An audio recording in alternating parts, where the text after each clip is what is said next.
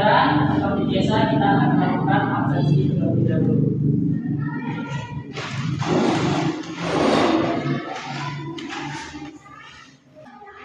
Anissa Rahimah, Desi Emaulia,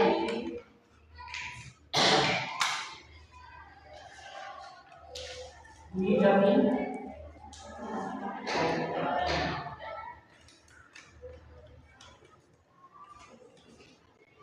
Karisma Yoni.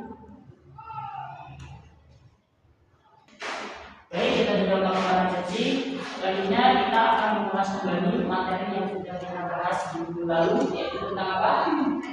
Kepada orang tua dan guru. Kepada orang tua dan guru. Nah, sebelum kita masuk ke pembelajaran, Bapak mau tanya. Yang pertama, ada yang tahu nggak apa perbedaan dari orang tua dan guru? Ada yang bisa jawab? Ya. Orang tua adalah orang yang mendidik dan mengasuh kita, dan guru adalah yang memberikan ilmu kepada kita. Nah, betul sekali. Berikan tepuk tangannya. Orang tua adalah orang yang mendidik kita, mengasuh kita, mendidik kita dari kecil hingga besar. Maka di situ kita harus berbakti kepada mereka, jangan berkata sekali-sekali kepada mereka. Nah, yang kedua dari guru. Guru itu adalah orang yang mentransfer ilmu pada kita, memberikan ilmu pada kita. Itu adalah perbedaannya. Nah, sekarang ada yang tahu nggak salah satu contoh cara berbakti kepada kedua orang tua dan guru? Ada yang tahu? Ya.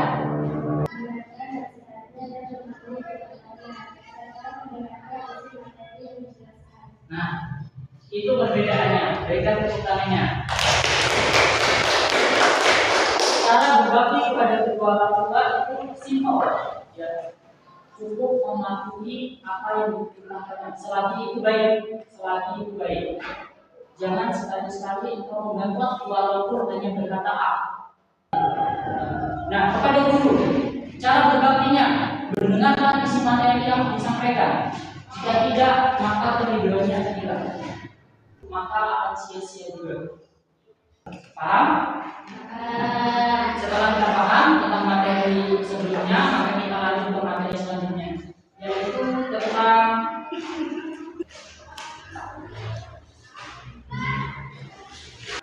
perkembangan ilmu pengetahuan di masa Abbasiyah. Dauni Abbasiyah. Sebelum kita masuk ke pembelajaran, ada yang tahu nggak siapa pendiri dari Bani Abbasiyah? Nah, tahu? Berikan tepuk tangannya. Itu adalah pendiri dari Bani Abbasiyah, Abu al-Abbasiyah. Nah, sekarang kalau ada tahun berdiri berarti ada tahun berdirinya dan dalam tahun ketutupannya. Ada yang tahu nggak tahun berapa Bani Abbasiyah berdiri? Tahu? Berikan tepuk tangannya. Nah, jadi Bani Abbasiyah berdiri pada tahun 750 Masehi hingga 1058. Nah, itu adalah puncak kejayaannya. Dan berdirinya. Sebab apa dia tutup? Ada yang tahu? Karena diserang oleh pasukan Mongol. Penyerangan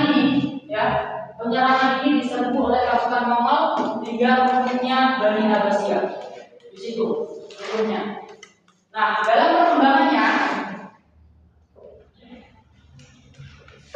Bani Abbasiyah ini memiliki 5 khalifah setelah meninggalnya Abu al-Abbas. Ada 5 khalifah. Kita baca yang pertama.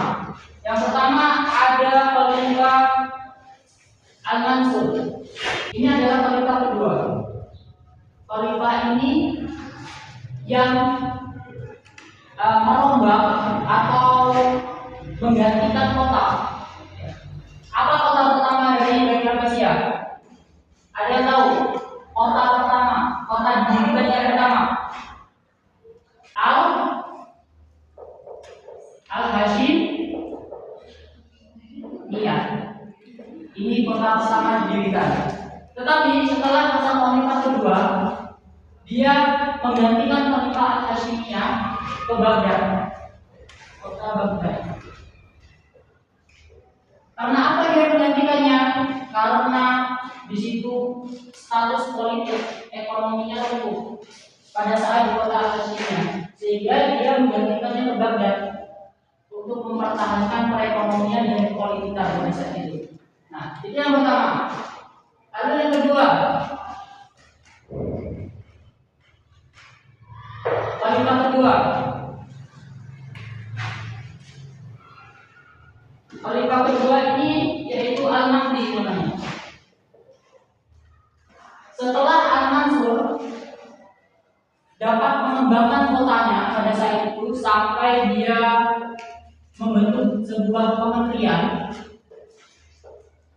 Perdana Menteri, ya, semua status politik lancar. Nah, pada saat khalifah kedua memimpin Al-Mahdi, di sini fokusnya ke perekonomian.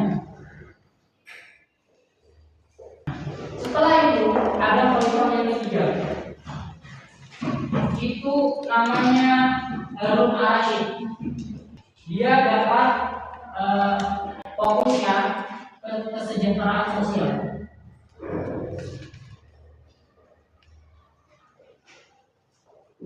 Dan membangun universitas kedokteran pada saat itu.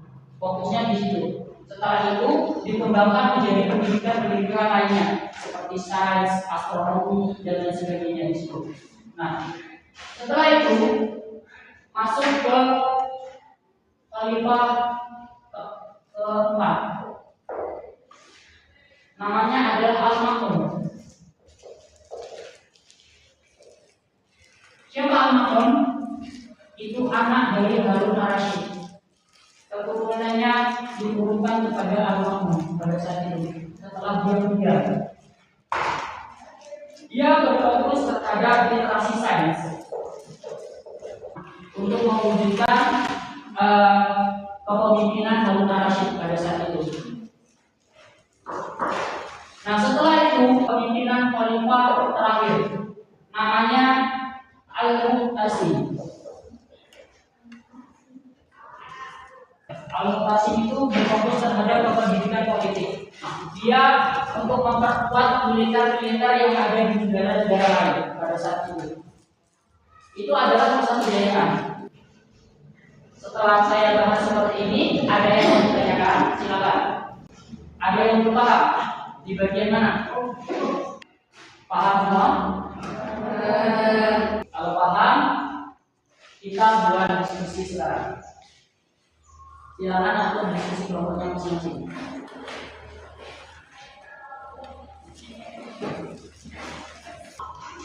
Jadi di sini aturannya kalian akan menjawab pertanyaan soal dari Bapak. Ya, setelah menjawab, nanti ada sesi perdebatan.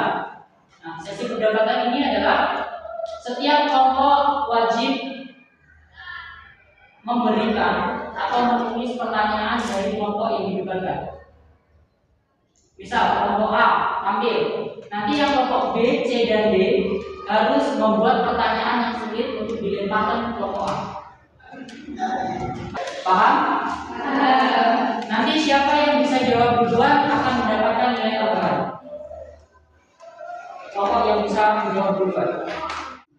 Pada masa keemasan Abbasiyah, mereka dapat sukses karena peran dari khalifah yang memiliki tugasnya masing-masing. Nah, pertanyaannya, mengapa dalam tugas kelompok kita tidak boleh mengandalkan satu orang saja? Mengapa dalam tugas kelompok ketika kita berdiskusi kita tidak boleh mengandalkan satu orang saja? Mengapa alasannya? Sudah selesai? Sudah. Sudah ya? Dimulai dari nomor 1.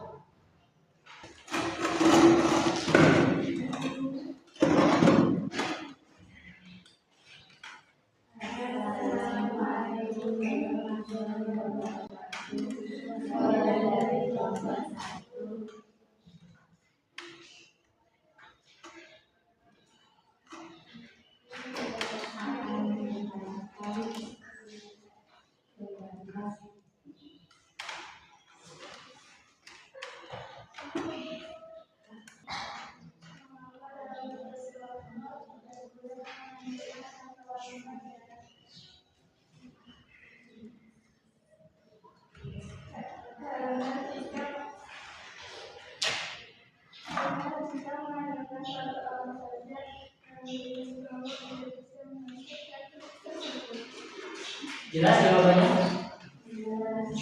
Oke, siapa yang menanyakan? Silakan. Ya. Apa yang diusulkan dari tugas kelompok? Apa yang diusulkan dari tugas kelompok? Silakan didiskusikan.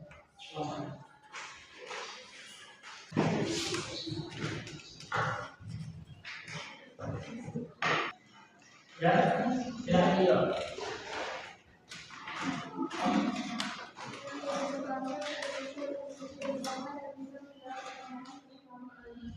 Jelas. Orang lain silakan dijawab.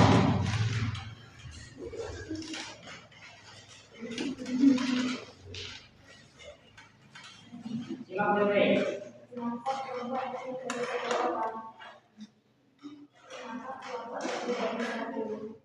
Kenapa kelompok itu dari satu orang?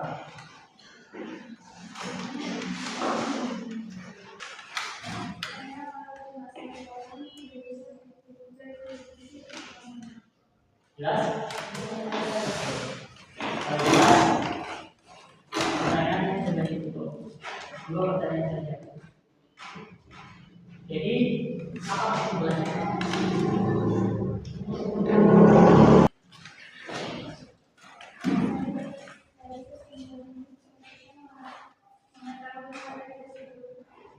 Kita bisa mengetahui materi tersebut. Berikan pertanyaan. Diskusi yang bagus, semuanya berjalan dengan lancar. Kita tutup diskusi pada hari ini.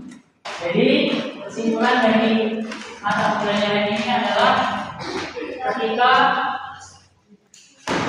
sebuah kelompok tidak bisa berdiri sendiri tanpa ada bantuan dari orang lain. Sama seperti sejarah dari perkembangan di masa dinasti Persia. Di situ ada perkembangan kelompok yang dikerjakan kepada 5 khalifah. Nah, di 5 khalifah inilah terjadi perkembangan ilmu pengetahuan dan mencapai kejayaan, yaitu di pada masa Harun al-Rasyid. Nah, kita lihat di situ bahwasanya kepemimpinan itu tidak harus jadi satu. Kepemimpinan itu harus bergabung ya, untuk mencapai kejayaan apa yang diimpikan. Jadi jadi pemimpin itu jangan egois, jangan merasa paling benar sendiri. Harus apa? Bersama. Nah, harus selalu bekerja sama untuk mencapai hasil yang maksimal. Di sini paham materinya? Kalau sudah paham materinya sudah selesai, semoga ilmunya bermanfaat, tidak lupa, dan nanti saat ujian hasilnya memuaskan.